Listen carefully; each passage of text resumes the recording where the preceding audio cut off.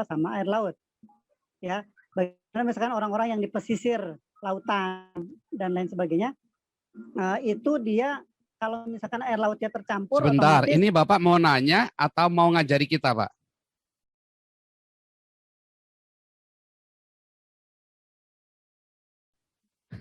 Siap.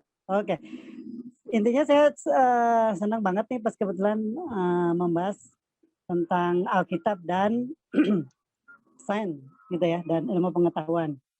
Karena kebetulan saya Muslim, jadi ya kalau kita search di Google atau di YouTube bagaimana sains dan Al-Quran juga mungkin sudah banyak dibahas gitu Pak.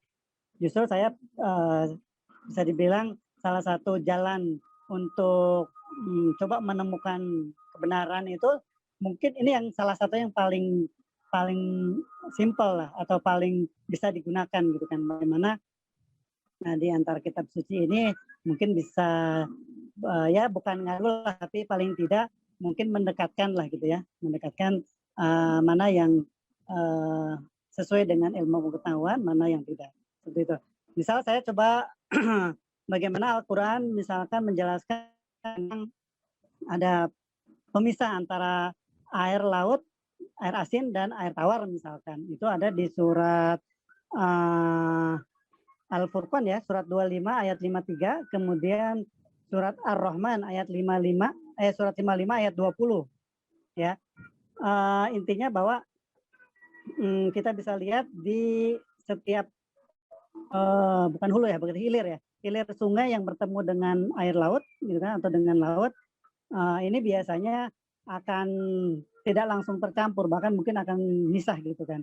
Atau kalau misalkan dalam bentuk yang lebih besarnya di lautan Baltik ya kan, yang memisahkan, yang kelihatan sekali gitu kan, terpisah antara yang katakanlah yang tawar sama yang asin. Saya melihatnya mungkin ini fenomena biasa aja yang sering kita lihat gitu kan.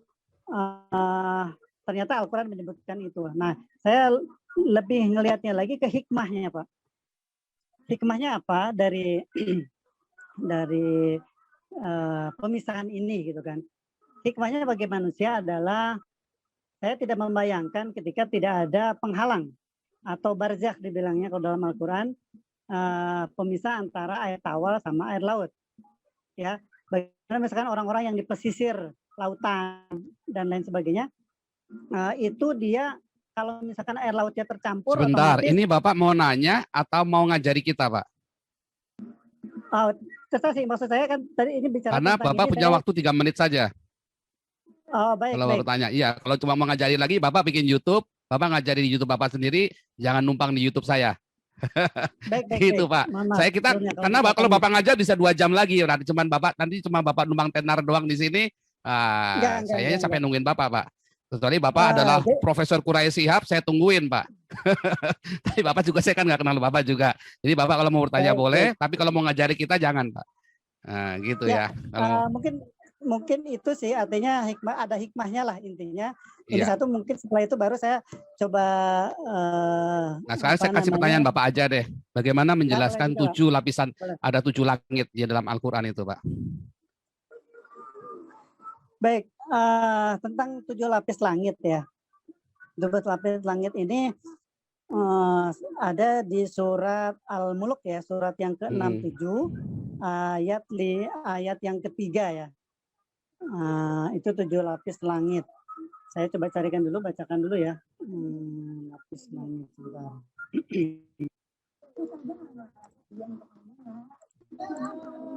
Oke, ini mungkin ya. Iya, betul. Jadi Al-Mulk ayat yang ketiga, yang telah menciptakan 7 langit berlapis-lapis, kamu sekali-kali tidak melihat pada ciptaan Tuhan yang Maha Pemurah sesuatu yang tidak seimbang, maka lihatlah berulang-ulang. Adakah kamu lihat sesuatu yang tidak seimbang? Silakan Pak Paul, mungkin kalau ada yang mau ditanyakan. Oh iya, maksudnya bagaimana menjelaskannya? Itu Pak saya tahu, Pak. Oh, baik. 7 langit itu ada di mana? 7 langitnya itu ada di mana? Kalau tadi kan saya bilang, kalau di dalam tradisi Rabini dan di tradisi Kristen itu ada 3 langit. Tadi Paulus bilang kan dia dapat diangkat ke langit ketiga, yaitu Firdaus. Jadi ada definisi langit pertama, langit kedua.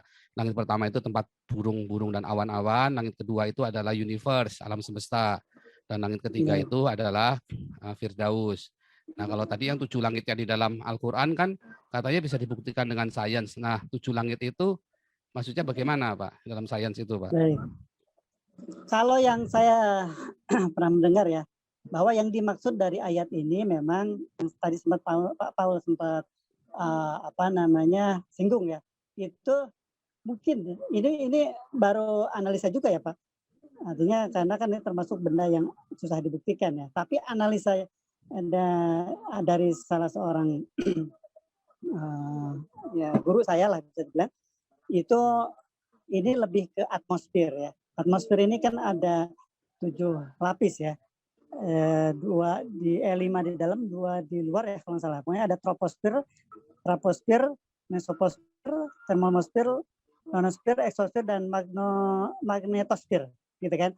Jadi bukan yang dimaksud dengan langit yang misalkan ada para nabi misalkan, dan itu pun kan lebih ada dalam riwayat atau hadis ya. Saya mungkin beberapa channel yang lain untuk hadis ini ada beberapa catatan. Nah, artinya ketika sama makna dengan Al-Quran baru saya terima gitu ya. Tapi poinnya yang dimaksud dengan 7 lapis langit ini adalah atmosfer itu Pak. Atmosfer. Artinya dengan atmosfer ini seakan-akan bumi menjadi hikmahnya ya, menjadi terlindungi dari benda-benda luar angkasa yang jatuh. Kemudian juga bumi seakan-akan bisa mengkoordinir lah, ya kan, dengan satelit dan lain sebagainya, semua termanfaatkan dari atmosfer itu. Sementara mungkin itu Pak.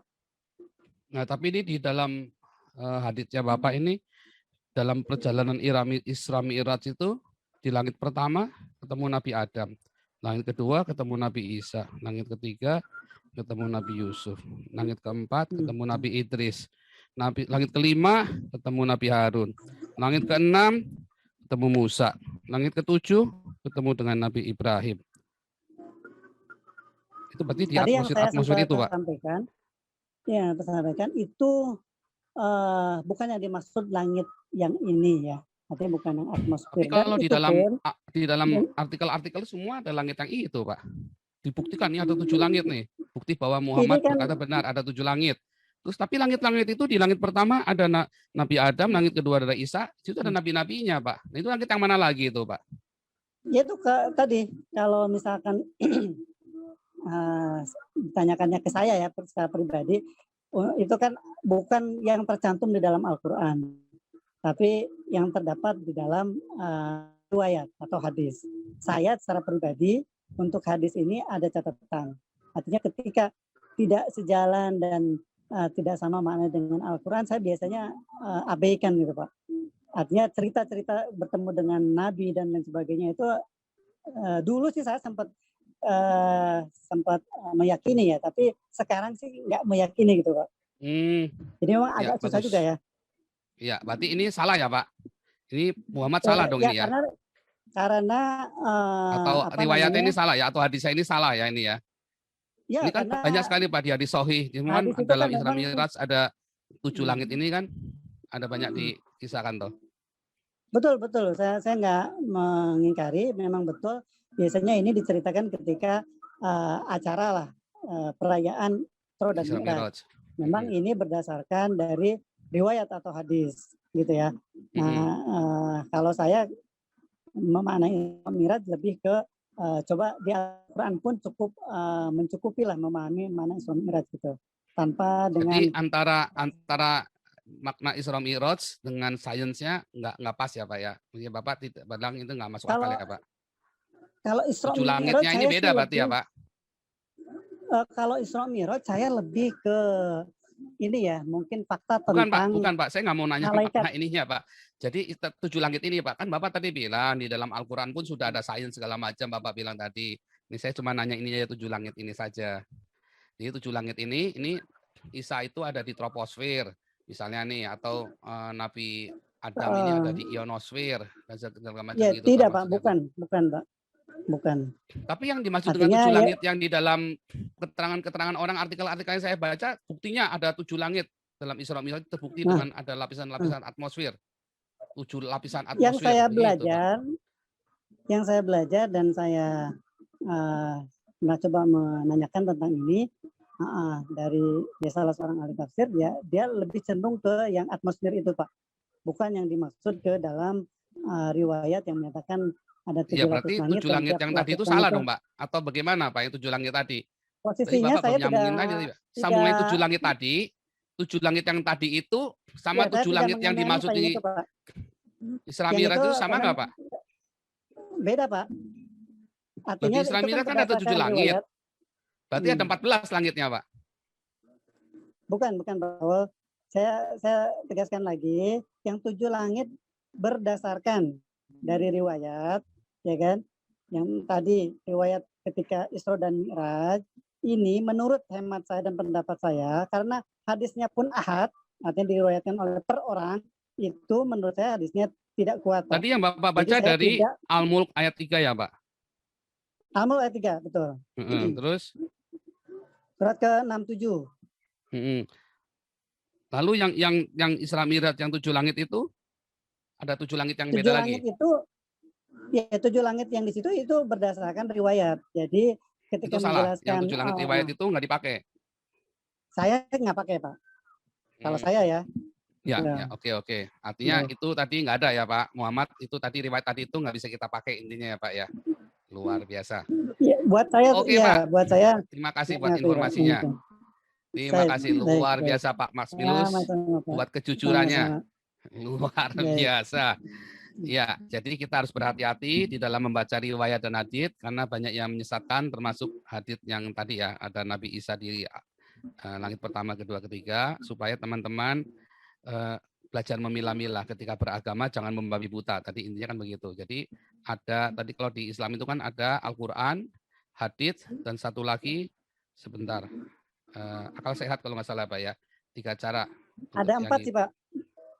2 sumber utama, Al-Quran ya, dan hadis yang sesuai dengan Al-Quran. Yang ketiga ada ijtihad, yang keempat istihad. Nah, itu istihad. Ya betul, istihad ya. Itu ya penentuan hukum untuk kondisi sekarang lah. Ya. Menentukan hukum yang ada pada zaman sekarang. Ya, jadi istihad dari kita pribadi dan istihad ulama, para ulama begitu ya. Ya, betul. Untuk menentukan hukum. Walaupun itu pasti dibalik juga ke Al-Quran dan hadis juga. Tapi istilahnya saja itu. Iya, luar biasa. Oke.